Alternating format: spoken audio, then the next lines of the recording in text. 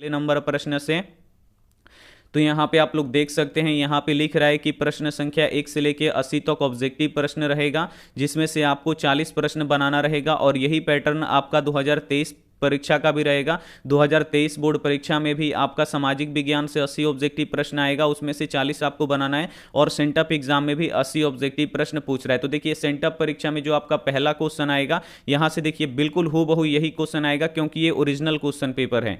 यहाँ पर देखिए पहला नंबर क्वेश्चन है कि निम्न में से किसका योगदान सकल घरेलू उत्पादन में सर्वाधिक है। यहाँ पे आपको बताना है कि किसका योगदान सकल घरेलू उत्पादन में सर्वाधिक है बाबू, तो तृतीय क्षेत्र का है, इसे आपको याद रखना है। यहाँ पे सी वाला आंसर बिल्कुल ही सही हो जाएगा। फिर देखिए दूसरा क्वेश्चन है कि निम्न में से कौन पूंजीवादी अर्थव्यवस्था का गुण नहीं है। इसमें से आपको बताना है कि कौन पूंजीवादी अर्थव्यवस्था का गुण नहीं है, तो कीमत यंत्र नहीं है, इसे आपको याद रखना है। सी वाला आंसर बिल्कुल ही सही हो जाएगा। 100% आपको सही आंसर बताया जाएगा। और ये एकदम ओरिजिनल क्वेश्चन पेपर है, तो इसे आप लोग पढ़ के जाइएगा, बोर्ड परीक्षा में 100% ये लड़ जाएगा। 3 नंबर क्वेश्चन देखिए कि बिहार की अधिकतर जनसंख्या का जीविका किस क्षेत्र पर निर्भर है। यहां पे आपको बताना है कि बिहार की अधिकतर जनसंख्या क्या जीविका जो है किस क्षेत्र पर निर्भर है बाबू, तो कृषि क्षेत्र पर निर्भर है, इसे आपको याद रखना है, क्योंकि बिहार में कृषि सबसे अधिक होता है। बिहार में 80% लोग कृषि क्षेत्र से जुड़े हैं। यहाँ पे ए वाला आंसर बिल्कुल ही सही हो जाएगा। अगला क्वेश्चन देखिए 4 नंबर क्वेश्चन है कि बैंक का एजेंसी कार्य है। अब यहाँ पे आपको बताना है कि जो बैंक का एजेंसी होता है, इसका मुख्य कार्य क्या होता है बाबू, तो बीमे की किस्त का भुगतान करना होता है। यहाँ पे सी वाला आंसर बिल्कुल ही सही हो जाएगा। एक भी क्वेश्चन आपको नहीं छोड़ना है। 5 नंबर क्वेश्चन देखिए कि भारत के किस राज्य में प्रति व्यक्ति आय सर्वाधिक है। यहां पे आपको बताना है कि भारत के किस राज्य की जो प्रति व्यक्ति है ये सबसे अधिक है, तो गोवा की सबसे अधिक है, हम आपको पढ़ा चुके हैं। और बिहार की जो प्रति व्यक्ति आय है वो सबसे कम है, तो इसे भी साथ में आपको याद रखना है। अगला क्वेश्चन देख लीजिए।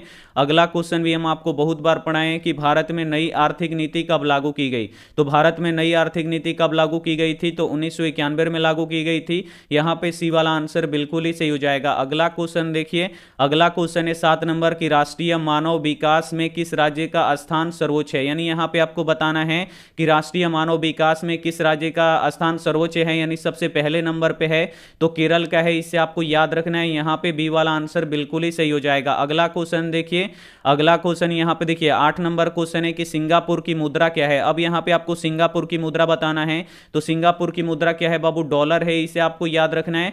बी वाला आंसर यहां पे बिल्कुल ही सही हो जाएगा। अगला क्वेश्चन देख लीजिए। अगला क्वेश्चन है कि किस वित्तीय संस्था द्वारा साख का सृजन किया जाता है। यहां पे आपको बताना है कि किस वित्तीय संस्था द्वारा साख का सृजन किया जाता है, तो व्यापारिक बैंक के द्वारा किया जाता है। यहां पे सी वाला आंसर बिल्कुल ही सही हो जाएगा। अगला क्वेश्चन देख लीजिए। अगला क्वेश्चन है 10 नंबर की किसने कहा मुद्रा वह है जो मुद्रा की कार्य करती है। यहां पे आपको बताना है कि किसने कहा था कि मुद्रा वह है जो मुद्रा का कार्य करती है बाबू, तो हटले विदर्श ने कहा था। ये सभी क्वेश्चन हम आपको कई बार पढ़ा चुके हैं। यहां पे सी वाला आंसर बिल्कुल ही सही हो जाएगा। अगला क्वेश्चन देखिए, अगला क्वेश्चन है 11 नंबर की भारत में सर्वाधिक रोजगार के अवसर उपलब्ध कराने वाला क्षेत्र कौन सा है। यहां पे आपको बताना है कि भारत में सर्वाधिक रोजगार का अवसर उपलब्ध कराने वाला क्षेत्र कौन सा है बाबू, तो प्राथमिक क्षेत्र है, इसे आपको याद रखना है। और प्राथमिक क्षेत्र में क्या आता है, कृषि आता है, और भारत में सबसे अधिक कृषि होता है। यहां पे देखिए भारत में कृषि से सबसे अधिक लोग जुड़े होते हैं, तो यहां पे ए वाला आंसर बिल्कुल ही सही हो जाएगा। अगला क्वेश्चन देख लीजिए। 100% यहां पे आपको बिल्कुल यहां पे सही आंसर आपको बताया जाएगा। अगला क्वेश्चन देखिए कि विश्व का सर्वाधिक रोजगार प्रदान करने वाला कार्यक्रम है। यहां पे आपको बताना है कि विश्व का कौन ऐसा कार्यक्रम है जो सर्वाधिक रोजगार प्रदान करता है, तो मनरेगा है, इसे आपको याद रखना है। बी वाला आंसर यहां पे बिल्कुल ही सही हो जाएगा। अगला क्वेश्चन देखिए, अगला क्वेश्चन है 13 नंबर की सरकार द्वारा लाए गए अनावश्यक नियंत्रणों तथा प्रतिबंधों को हटाना क्या कहलाता है। यहां पे आपको बताना है कि सरकार द्वारा लगाए गए अनावश्यक नियंत्रणों और प्रतिबंधों को हटाना क्या कहलाता है बाबू, उदारीकरण कहलाता है। एक एक क्वेश्चन इंपॉर्टेंट है बाबू, क्योंकि यही क्वेश्चन आएगा एकदम 100%, और इसका पीडीएफ और नोट्स हम आपको आंसर के साथ बिल्कुल फ्री में देंगे, और वीडियो के लास्ट में बताएंगे कि कहां से इसका क्वेश्चन पेपर आप लोग डाउनलोड कर सकते हैं। अगला क्वेश्चन देखिए 14 नंबर कि भारत विश्व व्यापार संगठन का सदस्य कब बना। यहां पे आपको बताना है कि जो भारत है ये विश्व व्यापार संगठन का सदस्य कब बना, तो 1995 को बना, इसे आपको याद रखना है। यहाँ पे ए वाला आंसर बिल्कुल ही सही हो जाएगा। और WTO यानी वर्ल्ड ट्रेड ऑर्गेनाइजेशन का स्थापना भी कब हुआ था, तो 1995 में हुआ था, और भारत उसी साल 1995 को इसका सदस्य बन गया था। तो ए वाला आंसर बिल्कुल ही सही हो जाएगा। अगला क्वेश्चन देखिए, अगला क्वेश्चन है 15 नंबर की, भारत में उपभोक्ता संरक्षण अधिनियम की घोषणा कब हुई। यहाँ पे आपको बताना है कि भारत में उपभोक्ता संरक्षण अधिनियम की घोषणा कब हुई, तो 1986 में हुआ। बी वाला आंसर यहाँ पे बिल्कुल ही सही हो जाएगा। अगला क्वेश्चन देखिए 16 नंबर की, योजना आयोग के प्रथम अध्यक्ष कौन थे। यहां पे आपको बताना है कि योजना आयोग के प्रथम अध्यक्ष कौन थे बाबू, तो सबसे पहले प्रधानमंत्री, तो सबसे पहले प्रधानमंत्री कौन थे, तो पंडित जवाहरलाल नेहरू थे। यहां पे डी वाला आंसर बिल्कुल ही सही हो जाएगा। अगला क्वेश्चन देख लीजिए यहां पे, अगला क्वेश्चन देखिए 17 नंबर क्वेश्चन है कि भारत में किस प्रकार की अर्थव्यवस्था पाई जाती है। तो भारत में किस प्रकार की अर्थव्यवस्था है, तो मिश्रित अर्थव्यवस्था है। यहाँ पे सी वाला आंसर बिल्कुल ही सही हो जाएगा। अगला क्वेश्चन देखिए, अगला क्वेश्चन है 18 नंबर की, यहाँ पे देखिए poverty and un British rule in India पुस्तक किसने लिखा है। यहाँ पे आपको बताना है कि poverty and un British rule in India किसने लिखा है बाबू, तो दादा भाई नौरोजी ने लिखा है। इसे आपको याद रखना है। डी वाला आंसर यहाँ पे बिल्कुल ही सही हो जाएगा। अगला क्वेश्चन देखिए 19 नंबर की, बंगाल का विभाजन हुआ, तो बंगाल का विभाजन कब हुआ, 1905 में हुआ, और किसने किया था, तो लॉर्ड कर्जन ने किया था। यहां पे बी वाला आंसर बिल्कुल ही सही हो जाएगा। अगला क्वेश्चन देखिए 20 नंबर क्वेश्चन है कि मेजनी का संबंध किस संगठन से था। तो मेजनी का संबंध किस संगठन से था बाबू, कार्बोनारी संगठन से था। यहां पे बी वाला आंसर बिल्कुल ही सही हो जाएगा। अगला क्वेश्चन देखिए 21 नंबर क्वेश्चन है कि यूनान को स्वतंत्रता कब मिली। यहां पे आपको बताना है कि यूनान को स्वतंत्रता कब मिला था बाबू, तो जो यूनान था इसको स्वतंत्रता 1832 में मिला था। बी वाला आंसर यहां पे बिल्कुल ही सही हो जाएगा। अगला क्वेश्चन देख लीजिए, अगला क्वेश्चन है 22 नंबर की, सेडान के युद्ध में किसकी पराजय हुई। यहां पे आपको बताना है कि जो सेडान का युद्ध हुआ था इसमें किसको पराजय मिली थी, किसको हार मिली थी, तो फ्रांस को मिली थी। इसे आपको याद रखना है। यहां पे ए वाला आंसर बिल्कुल ही सही हो जाएगा। अगला क्वेश्चन देखिए 23 नंबर प्रश्न है कि रूस में ड्यूमा का गठन कब हुआ। यहां पे आपको बताना है कि रूस में ड्यूमा क्या होता है बाबू, तो रूस के जो सांसद होते हैं इसे ड्यूमा कहा जाता है। और ड्यूमा का गठन कब हुआ था बाबू, 1905 में हुआ था। इसे आपको याद रखना है। बी वाला आंसर यहां पे बिल्कुल ही सही हो जाएगा। अगला क्वेश्चन देख लीजिए, अगला क्वेश्चन 24 नंबर है कि अप्रैल थीसिस किसने पेश की। अब यहां पे आपको बताना है कि जो अप्रैल थीसिस था इसको किसने पेश किया था, तो लेनिन ने किया था। यहां पे डी वाला आंसर बिल्कुल ही सही हो जाएगा। अगला क्वेश्चन देख लीजिए, अगला क्वेश्चन है 25 नंबर की, विश्व का पहला समाजवादी देश कौन है। यहां पे आपको बताना है कि विश्व का पहला समाजवादी देश कौन सा है बाबू, तो रूस है। इसे आपको याद रखना है। यहां पे ए वाला आंसर बिल्कुल ही सही हो जाएगा। अगला क्वेश्चन देखिए यहां पे 26 नंबर प्रश्न है कि कार्ल मार्क्स का जन्म कहां हुआ था। यहां पे आपको बताना है कि जो कार्ल मार्क्स है इसका जन्म कहां पे हुआ था, तो जर्मनी में हुआ था। इसे आपको याद रखना है। यहां पे सी वाला आंसर बिल्कुल ही सही हो जाएगा। अगला क्वेश्चन देखिए, अगला क्वेश्चन यहां पे देखिए 27 नंबर क्वेश्चन है कि वियतनाम की राजधानी कहां है। अब यहां पे आपको बताना है कि जो वियतनाम है इसकी राजधानी कहां पे है, तो वियतनाम की राजधानी हनोई है। इसे आपको याद रखना है। यहां पे ए वाला आंसर बिल्कुल ही सही हो जाएगा। आइए देखते हैं अगला प्रश्न यहां पे 28 नंबर प्रश्न है कि किस समझौते के तहत वियतनाम को दो भागों में यानी उत्तरी वियतनाम और दक्षिणी वियतनाम में बांटा गया। तो बाबू जनेवा समझौता में वियतनाम को दो भागों में बांट दिया गया। यहां पे सी वाला आंसर बिल्कुल ही सही हो जाएगा। और जनेवा समझौता कब हुआ था, तो 1954 में हुआ था। अगला क्वेश्चन देख लीजिए, अगला क्वेश्चन है 29 नंबर की, कांग्रेस के किस अधिवेशन में पूर्ण स्वराज की घोषणा की गई। काफी महत्वपूर्ण क्वेश्चन है। यहां पे आपको बताना है कि कांग्रेस के किस अधिवेशन में पूर्ण स्वराज की घोषणा हुई थी, तो लाहौर अधिवेशन में घोषणा हुआ था। और लाहौर अधिवेशन कब हुआ था, तो 1929 में हुआ था। इसे आपको याद रखना है। और यही सब क्वेश्चन एकदम 100% आएगा क्योंकि ये ओरिजिनल क्वेश्चन पेपर है। 30 नंबर क्वेश्चन है कि धरासन के नेतृत्व, यहां पे देखिए धरासन में किसके नेतृत्व में नमक सत्याग्रह हुआ था।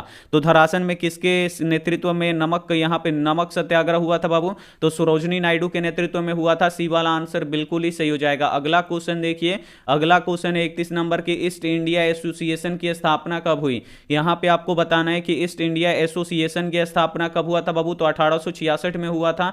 डी वाला आंसर यहां पे बिल्कुल ही सही हो जाएगा। अगला क्वेश्चन देख लीजिए, अगला क्वेश्चन है 32 नंबर की, गदर पार्टी की स्थापना किसने की थी। यहां पे आपको बताना है कि गदर पार्टी की स्थापना किसने किया था, तो लाला हरदयाल ने किया था। लेकिन इसमें ऑप्शन नहीं है तो इसमें हमें कंफ्यूजन है, तो इसे हम छोड़ देते हैं क्योंकि हम आपको गलत आंसर नहीं बताएंगे। गदर पार्टी का स्थापना लाला हरदयाल ने किया था। और आप लोग अगर इसका आंसर पता है तो हमें कमेंट करके जरूर बताइएगा। अगला क्वेश्चन देखिए 33 नंबर क्वेश्चन है कि Tata iron and steel company की स्थापना कब हुई थी? तो 1907 में हुआ था। यहाँ पे ए वाला आंसर बिल्कुल ही सही हो जाएगा। और किसने किया था? तो जमशेदजी टाटा जी ने किया था। अगला क्वेश्चन देखिए यहाँ पे, अगला क्वेश्चन है 34 नंबर की, स्पिनिंग म्यूल का आविष्कार किसने किया था? यहाँ पे आपको बताना है कि स्पिनिंग म्यूल का आविष्कार किसने किया था? तो जेम्स हर्बिज ने किया था। इसे आपको याद रखना है। यहाँ पे ए वाला आंसर बिल्कुल ही सही हो जाएगा। अगला क्वेश्चन देखिए 35 नंबर क्वेश्चन है कि सीमांती व्यवस्था के स्थान पर किस प्रकार की शहरी व्यवस्था की प्रवृत्ति बढ़ी?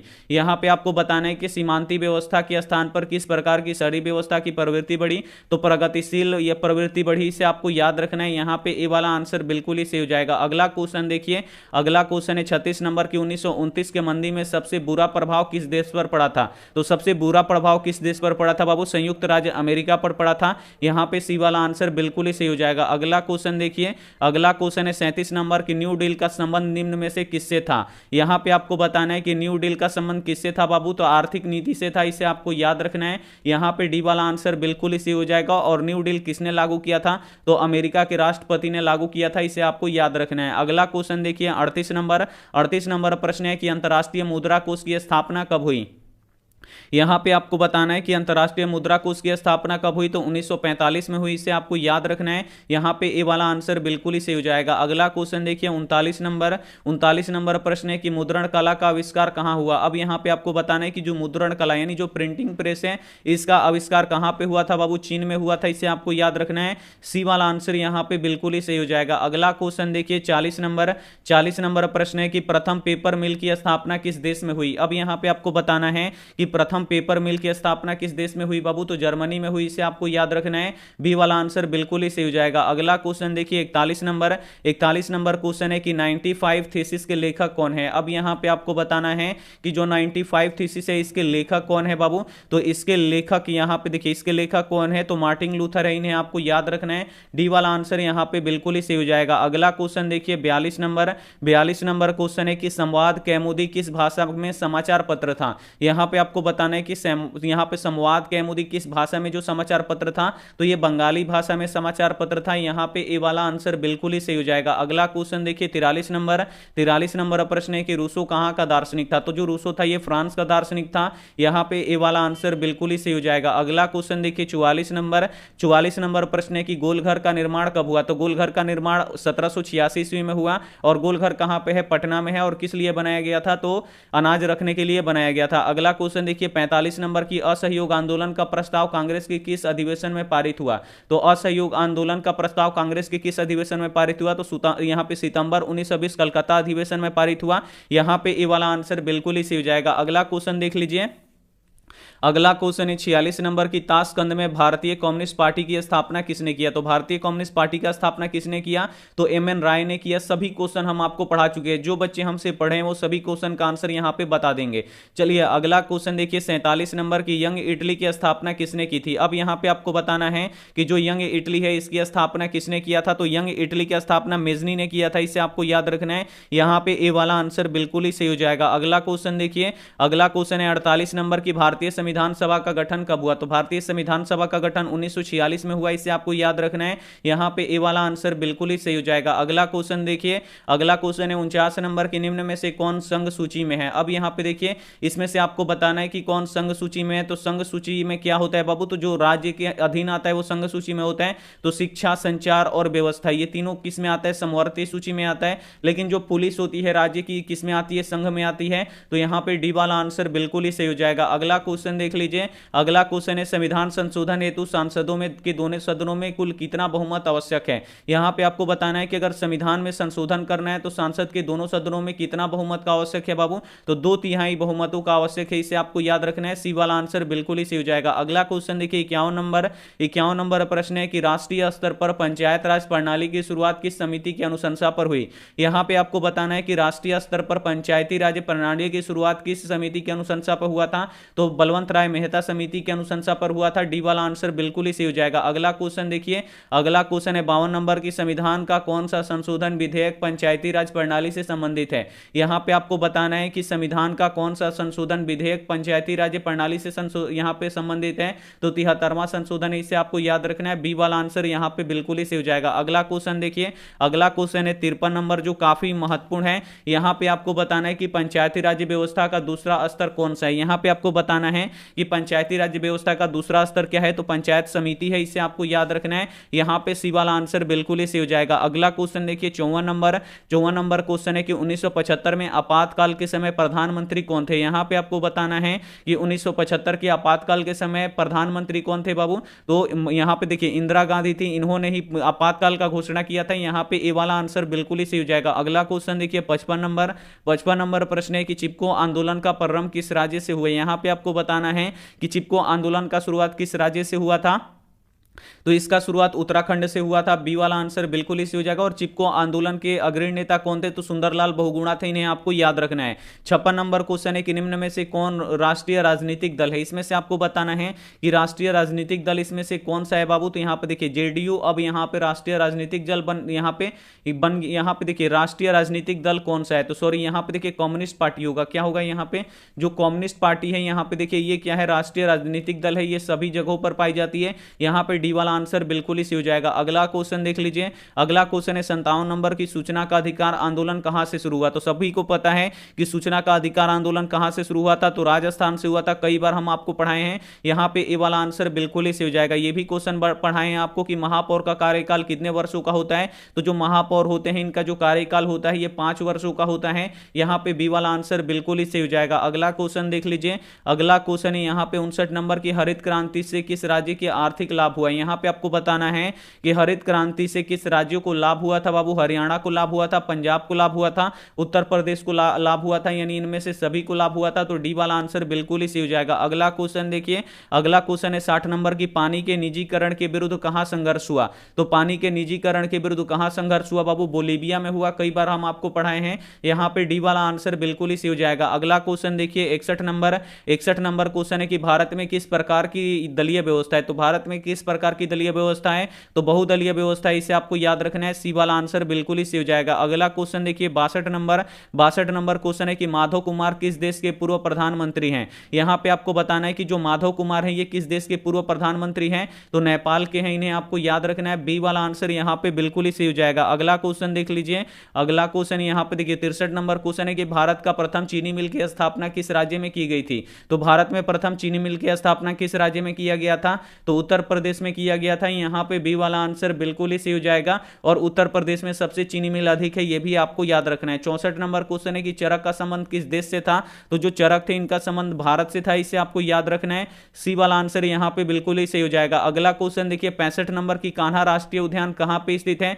तो जो कान्हा राष्ट्रीय उद्यान है ये कहां पे स्थित है बाबू, मध्य प्रदेश में स्थित है। यहां पे ए वाला आंसर बिल्कुल ही सही हो जाएगा। अगला क्वेश्चन देखिए, अगला क्वेश्चन है 66 नंबर की, महासागरीय संसाधनों पर देश का अधिक यहां पे अधिपत्य कहां तक होता है, यानी कहां तक देश का क्षेत्र होता है महासागर में, तो 200 किलोमीटर तक होता है संसाधनों पर, इसे आपको याद रखना है। ए वाला आंसर बिल्कुल ही सही हो जाएगा। अगला क्वेश्चन देखिए, अगला क्वेश्चन है 67 नंबर की, निम्न में से कौन स्वामित्व के आधार पर संसाधनों का वर्गीकरण का प्रकार नहीं है। अब यहां पे आपको बताना है कि निम्न में से कौन स्वामित्व के आधार पर संसाधनों के वर्गीकरण का प्रकार नहीं है, तो कौन सा नहीं है बाबू, यहां पे देखिए कौन सा नहीं है, तो यहां पे 67 का आपका राइट आंसर हो जाएगा सी, नवकरण या नहीं है, इसे आपको याद रखना है। सी वाला आंसर यहां पे बिल्कुल ही सही हो जाएगा। अगला क्वेश्चन देखिए 68 नंबर की, किस नदी की उत्पत्ति अमरकंटक से हुई है। ऐसे ऐसे क्वेश्चन हम आपको बहुत सारा पढ़ाएंगे और इसमें से जितना क्वेश्चन यहां पे पूछा गया 80, तो लगभग इसमें से हम 70 से 75 क्वेश्चन हम पहले से ही पढ़ा चुके हैं। 5 ही ऐसे क्वेश्चन होंगे जो आपको नया दिखेंगे। तो अमरकंटक से किस नदी का यहां पे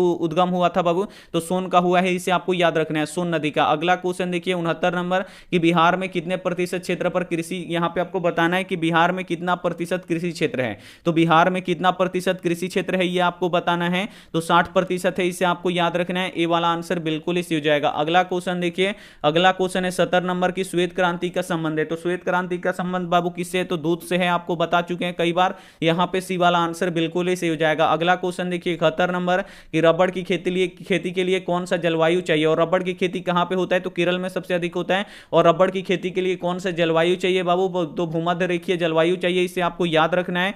यहां पे बी वाला आंसर बिल्कुल ही सही हो जाएगा। अगला क्वेश्चन देखिए, अगला क्वेश्चन है 72 नंबर की, कौन सी फसल रबी और खरीफ दोनों के रूप में उगाई जाती है। इसमें से आपको बताना है कि कौन सी फसल रबी और खरीफ दोनों के रूप में उगाई जाती है। ये क्वेश्चन हम आपको नहीं पढ़ाए हैं, इसे आपको याद रखना है। अरंडी को उगाया जाता है, यहां पे डी वाला आंसर बिल्कुल ही सही हो जाएगा। अगला क्वेश्चन देखिए, अगला क्वेश्चन है यहां पे देखिए कि दामोदर घाटी परियोजना का लाभ किन राज्यों में होता है। तो दामोदर घाटी परियोजना से किन राज्यों को लाभ होता है बाबू, तो झारखंड और पश्चिम बंगाल को होता है, इसे आपको याद रखना है। सी वाला आंसर यहां पे बिल्कुल ही सही हो जाएगा। अगला क्वेश्चन देखिए 74 नंबर की, निम्न में से कौन लौह अयस्क का एक प्रकार है।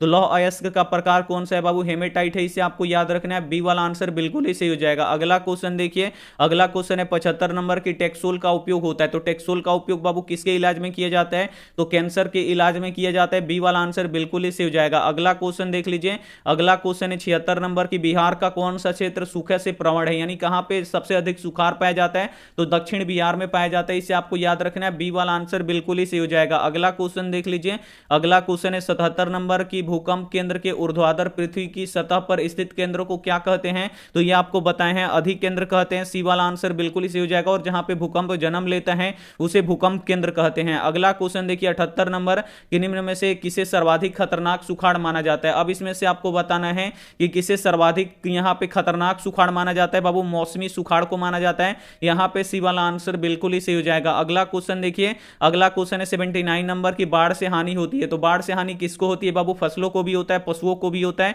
भवनों को भी होता है, यानी इनमें से सभी को हानि होता है। डी वाला आंसर यहां पे बिल्कुल ही सही हो जाएगा। और आज का यहां पे अंतिम क्वेश्चन है कि निम्न में से कौन प्राकृतिक आपदा है। तो प्राकृतिक आपदा इसमें से कौन सा है बाबू, सुनामी प्राकृतिक आपदा है, सांप्रदायिक दंगे, आतंकवाद, बम विस्फोट ये मानवकृत आपदा है। तो यहां पे ऑब्जेक्टिव यहां पे बना चुके हैं आप देखिए, सब्जेक्टिव यहां पे आप लोग देख सकते हैं, ये सब्जेक्टिव है, इसका हम क्वेश्चन जल्दी ही आपको करवाएंगे। और इसका आपको कहां पे मिलेगा क्वेश्चन पेपर और सब्जेक्टिव क्वेश्चन आंसर के साथ,